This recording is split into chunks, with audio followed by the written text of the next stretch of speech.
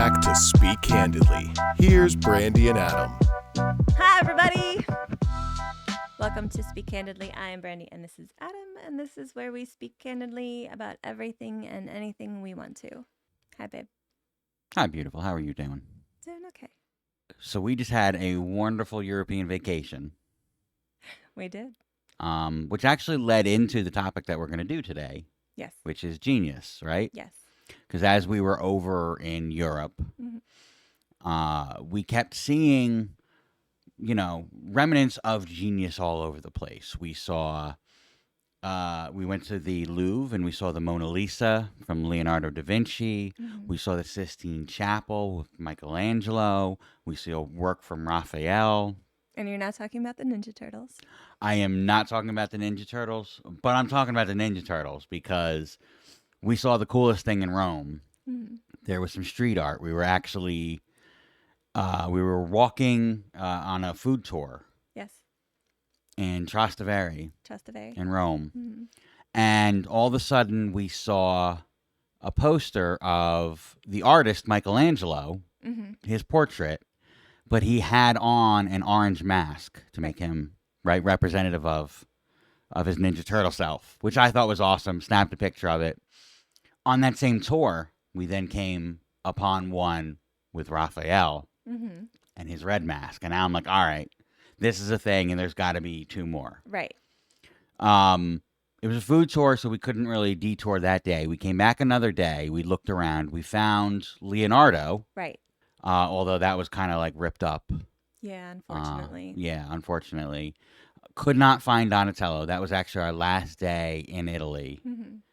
And I was bummed. I was like, all right, we found 3 of the 4, and I mean, nobody really likes Donatello anyway, so. You also weren't feeling very well the last couple of days that we were there. You were kind of run down, so we didn't want to keep pushing you. God damn it, the Ninja Turtle posters are more important than my health. No, they're not. Yes, they are. Anyway, go ahead. So we found 3 of the 4. We were scheduled to leave, and on Monday morning, our flight was canceled. Poor us. Poor us, Another stuck day in Rome. in Europe. Oh, my God. But that gave us another day to find Donatello. Yes. And after some searching around, we eventually did. We did. But he was even more in worse shape than Leonardo was, which we think that we probably passed several times. Yeah. And didn't realize that we did. Yeah, it was like 3/4 of it was ripped off, and it was just the 2 sides of it. So I'll post the pictures up on the video on YouTube for everyone to look at. But it was really cool. It was a little side quest. We had a lot of fun over there, did a lot of cool things, but, this was kind of like an unplanned side quest that we had. Yes. That was kind of fun. And it was while we were in Rome, we were visiting St. Paul's Basilica, and we had started a conversation about not just genius, but the fact of, people in certain categories being alive at the same time that, represent genius.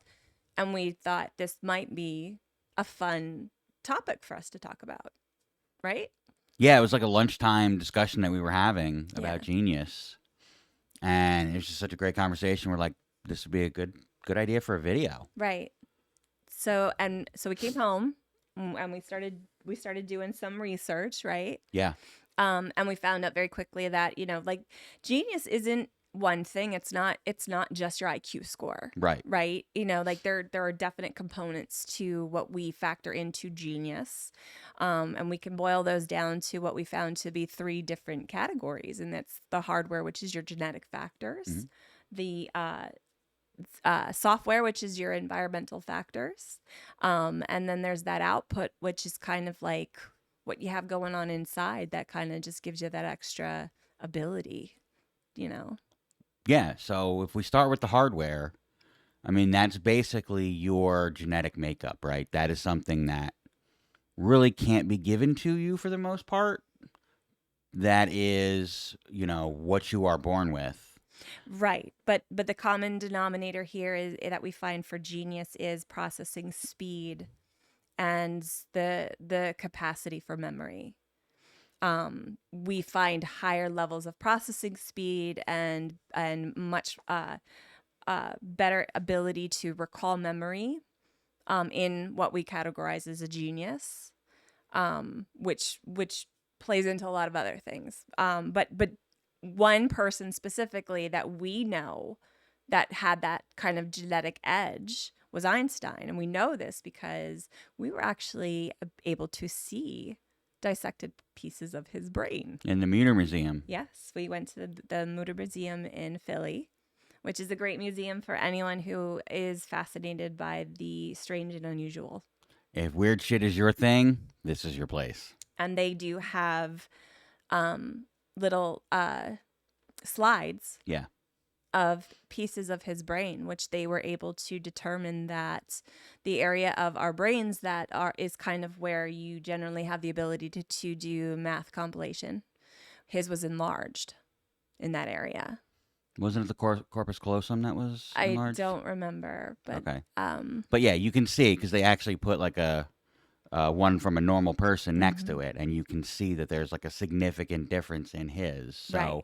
But I mean, it's basically like a genetic deformity, right? Like, right. It's not just about you had a really smart mom, really smart dad. They did it, and now you're a genius. Right. You need almost a genetic defect. Right. Right. You're not a normal brain. Right. Right. Not at all a normal brain. Mm-hmm. Yeah. Something went wrong up there, and that led to good things. Right. Potentially. But potentially. Now, what we have seen, though, which is kind of weird, is we've seen cases where people had traumatic brain injuries that actually gained the ability to learn. All of a sudden they were mathematical geniuses, or right. They were artistic geniuses. So it doesn't necessarily need to be defect. It could be some sort of change in synapses or brain chemistry, or there's something going on with the brain. Something happened, yeah. That changes or has been done differently during development, whatever the case, that presents itself to be an attribute instead of a hindrance. Yeah. So, I mean, I think more people could potentially access that. Like, we haven't touched what our brain is capable of doing. Very true. Very true. But then you get into the environmental factors too. I think that, like it isn't one thing. Again, it's not just an IQ score. It's not just genetic factors. So now you get into that software aspect, right? Right, right. And this is where you find where we saw patterns coming up, right? Where you had Mozart and Beethoven, in the same time frame. Michelangelo and Leonardo and Raphael almost in the same time frame, right? So how is it that we have all of these genius minds that are kind of gravitating towards the same thing, and then we find out, that environmental factor of accessibility paired maybe with that genetic factor, right? What was going on societally at that time? Right. Well, what were we focusing on as a society, as a species, really? Well, I think because I think there's two big factors in there. The first one is your home environment, right? What you grow up with, and the people who are closest to you and around you, and your access to education. And just a good environment to cultivate that. And we learned that Leonardo da Vinci's mother was very nurturing, very supportive of him, right? So he had that going for him. Right. If we want to look at another example of that, we always attribute Socrates as kind of being the founding father of philosophy. We don't talk about Aplasia, who same age as him, but taught him philosophy, right. Who was taught philosophy by her philosopher father, who believed the importance of teaching his daughter, right? Right.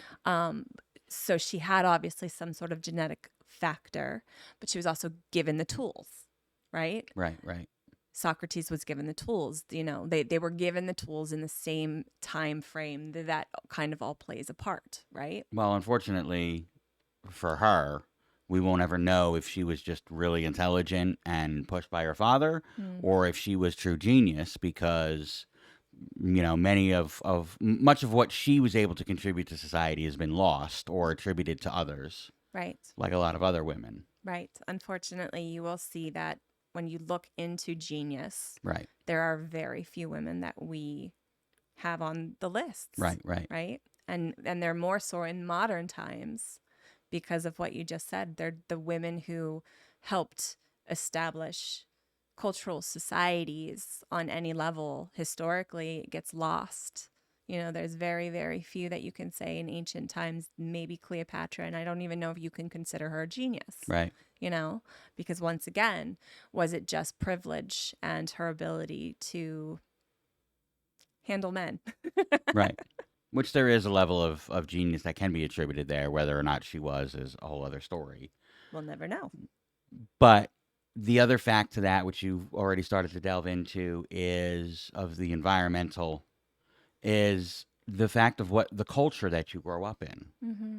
And you're right. Like when we were looking at this, you could see that, Socrates, Plato, Aristotle, Archimedes, they were all ancient Greece, Right. around the same time. Mm-hmm. Some of them were together, others, followed one another. They built off of each other Right. because back in ancient Greece, this was something that was cultivated. Mm-hmm. So that's why we had this cluster. Right. I mean, you have Michelangelo and Leonardo da Vinci at the same time. So you're telling me that two of the greatest artists of all time just happened to be born in Italy around the same time? No, it was the Renaissance. Right. And that was, what they pushed you towards. Right. Right? If you had those capabilities, they cultivated them and they wanted, you to continue on. Mm-hmm. And so those minds were able to fulfill their potential in it. Right. Which is awesome. And, we see that again, Beethoven, Mozart, Van Goethe, Germany and Austria, Tesla, Einstein. Right. It's like you keep seeing these clusters and it's almost like they help each other. There's a challenge. So you have society, which is there to kind of push you, Mm-hmm. right, and point you in the right direction to these. But then you also have the challenge of the competition.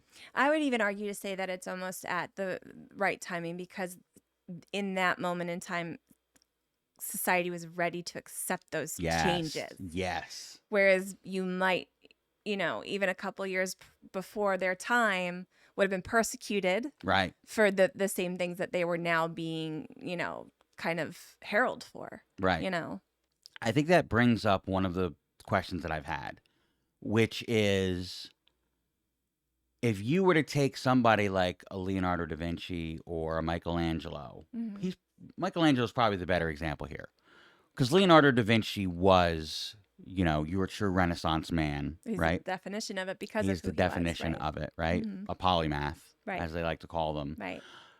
Michelangelo was an artistic genius, but did not delve into the different areas. Right. If you took Michelangelo and you put him in, the 18th century with Van Goethe, Mozart, Beethoven, could he have ended up becoming a great musician?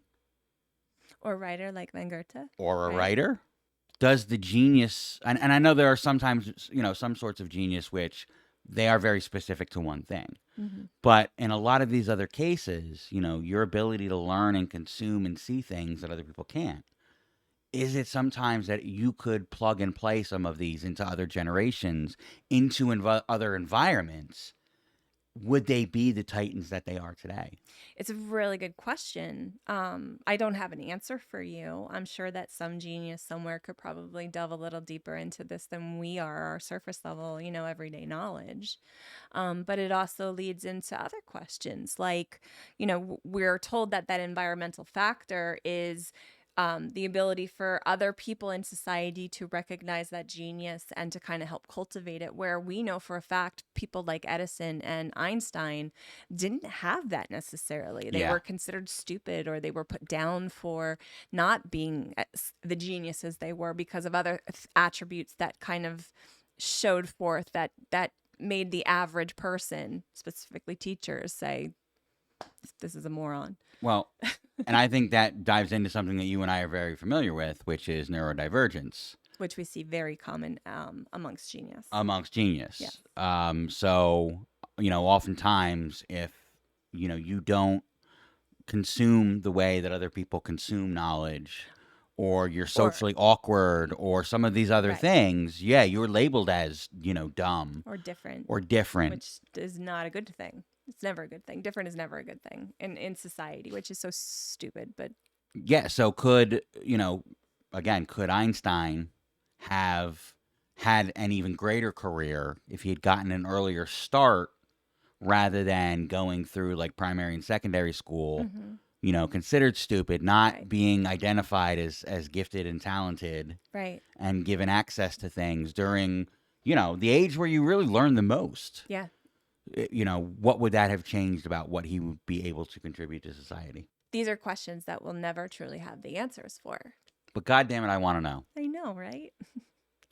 So then the last one is output, right? Output, and this one was output, meaning like there's something that makes them stand out from other people, right? So in that category, there's the grit, that almost obsession like personality, that they do nothing but eat, sleep, and consume whatever it is that they become an expert in, right? But going back to that theory on like a 10,000 hour, it takes the average person about 10,000 hours to become an expert in any field. And we know for a fact that because of the genetic components, right, that these people were able to consume and understand things in way less time. So you had someone like Leonardo da Vinci, who was able to master many different Right. fields, because he was able to just process things so much faster and learn that so much faster, become an expert so much faster. But then again, you also have people like Michelangelo, who he to his dying day was like, I'm a sculptor, I'm a sculptor, I'm a sculptor. Even though he was knew able what he to do wanted. other artistry things, Right. right? Like you look at the ceiling of the Sistine Chapel, and you know that this man also had a gift for dimension and some maths on some level, even if he truly Yeah. didn't understand it himself, because of the way he was able to spatially create that ceiling and give you the right perspective from so far down, Yeah, it really was cool because you see pictures of it Mm-hmm. and, you see the artistic beauty in it. Right. But it's not until you're there and you see the perspective of it and you realize it's not a flat roof. This is not, no. It's curved. Right. And he was able to do it in a way that when you're looking at it from the ground, it looked flat. It looked, yeah. Well, it gave it depth, Yes. but it looked like a flat surface that he was painting on because he was able to change the perspective on things in a way that, was not meant for somebody who was sitting right there while he was doing it. Right. Was meant for people on the ground floor. Right. He understood that, Yeah. which you don't necessarily always have that ability, right? Yeah, and I think you're right. I think that's math, whether he realized it or not. Right. Whether he was taught it or Right. not, there's some innate ability that you just supersede and understand in ways that our normal brains can't comprehend. Does Yeah. that make sense? Yeah, absolutely. The other aspect to that output is that resilience almost. And I use you as a great example of this because, through your life, no matter what you've ever come up against, you are able to persevere in ways that a lot of other people get stuck. Like I'm a great example of that. Like a lot of the trauma that I've gone through in life is just,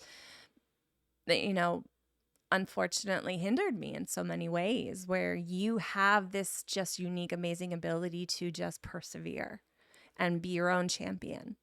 And I admire that, but I also attribute that to your genius. Well, thank you, babe. Absolutely, honey. You're so hot when you're complimenting me. You know that? I might be a little biased, but I do think that you are a genius. So, Okay. I'm going to pull that out the next time she calls me an idiot.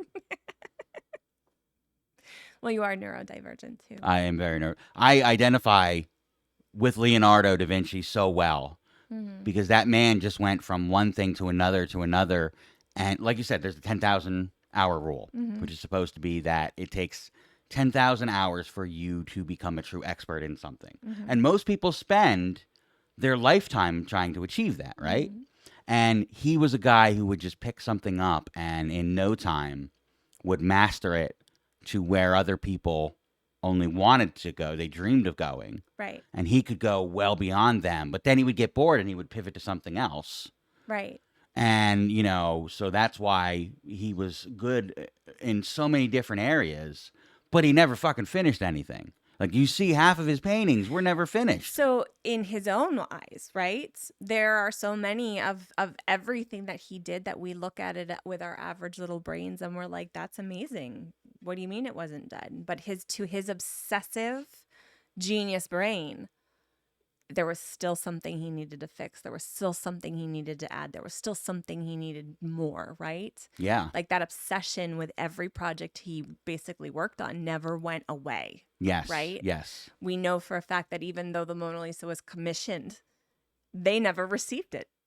Right. He held it until the day he died. Yeah. And he never considered it his masterpiece. Right. Because he was never done with it. He thought it was a piece of shit that he had to constantly change. Right. I don't think he thought it was a piece of shit. I think he was obsessed over it because it wasn't perfect and he wanted it to be perfect. Yes. There was always something else and something better. I mean, I can tell you in my developmental career, I do that a lot. I'll go through and I'll create something and then I'll immediately, instead of finishing it, right, I'm 80% of the way through. Yeah. What I'll do is I'll obsess with something I did in the first quarter of it that I wasn't really happy with the way that I did that. Mm-hmm. And so I'll circle back around to that and obsessively work on fixing that and then jumping to the next thing that I wasn't quite happy with and never quite finish anything. Right. So I get him. I get him good. I believe that. Yeah. I see that in you a lot. Or you'll take a project that you've worked on that is amazing and you'll want to scrap the whole thing and start all over. And most people around you are like, what are you talking about? I literally have a project up on GitHub right now that is about 80% done. Yeah. That solves a major problem that we have with building things via AI. Okay. And I just abandoned it because something else came along, that next shiny thing. I know. That's the hindrance of the neurodivergence, right? Yeah. Where these geniuses had a little bit of, that they don't abandon it, right? Like even if they will come back to it, right? Well, again, I mean, I consider myself a pretty smart individual. You are. You definitely They are geniuses. They're on another level, that I am not anywhere close to. So, in my opinion, you are. That's why I love you.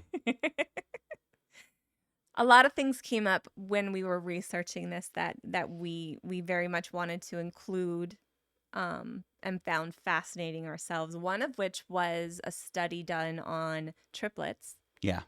The Polgar sisters. They were triplets who are fraternal. They're not right. Right. And which is strange because when you think of anything that studies done on our brains, our minds, how we think, philosophy, psychology, we go back to a study that, typically uses twins who are identical twins, so that we have a better understanding to two separate individuals who basically have the same, who do have the same genetic makeup 100%. Right. And how things affect them differently or the same, right? But here we had three sisters and they were homeschooled. Right. And they were primarily only fed things about chess. And they went on to become masters in chess. One of which even, I believe, dethroned Bobby Fischer, right, who is, right, one of the, if not the most famous chess player, right, historically. And again, because they're women, not too many people probably know who they are, which is unfortunate.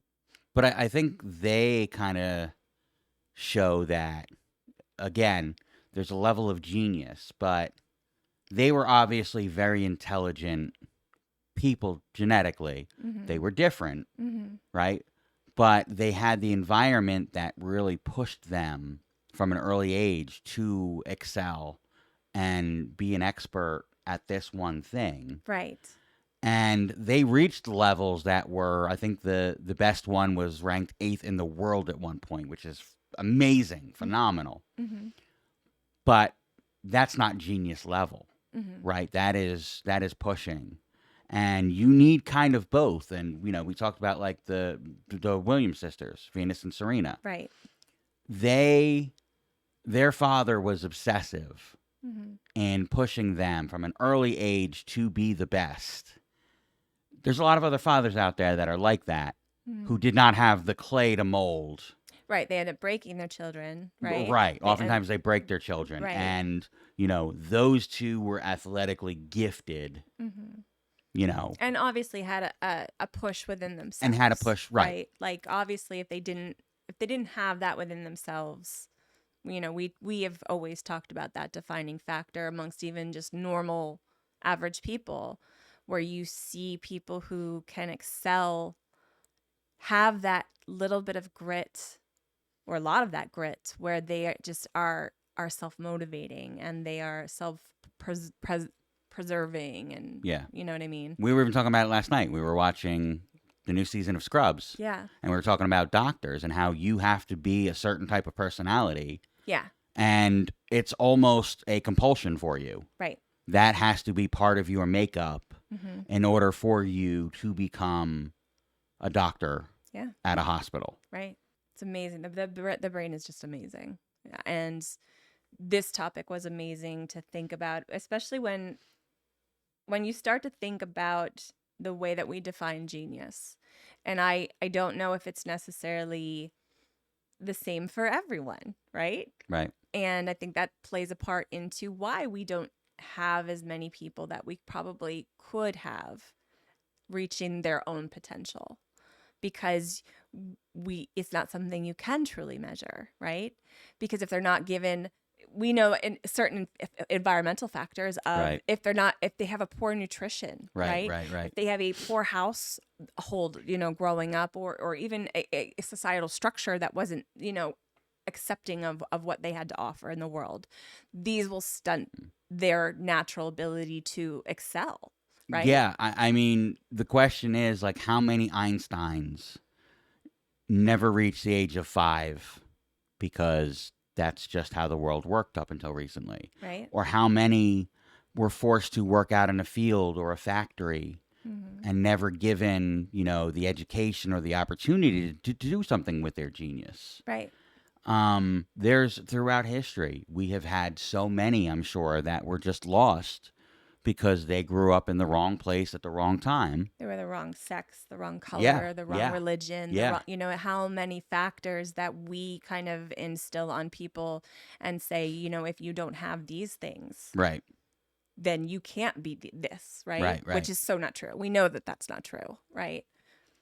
But we're almost going backwards in society today because, you know, it feels like more and more, and maybe this is just, you know, being an American, but it seems like more and more, like we just keep going back to, you know, the caveman mindset and the war mentality. And you look around the world, and the leaders of the world, the people who decide most everything, are not the smartest people. They're people who are highly motivated for power and money, personal gain, probably a little psychopathic. Or they have syphilis. Or they have syphilis. Go look it up. How many people in history, specifically men, who were dominating authoritarian figures who had syphilis? It's a big correlation there. Yeah, absolutely. But we don't highlight, we don't promote, we don't, you know, these should be some of our leaders. These should be the people that we listen to. And it feels like we listen to the smart people less and less every day. Well, thank you for joining us today, everybody. We hope you enjoyed the episode. If you did, don't forget to like, comment, and subscribe. That definitely helps us. You can find us on every major podcasting platform. And until next time, bye, everybody.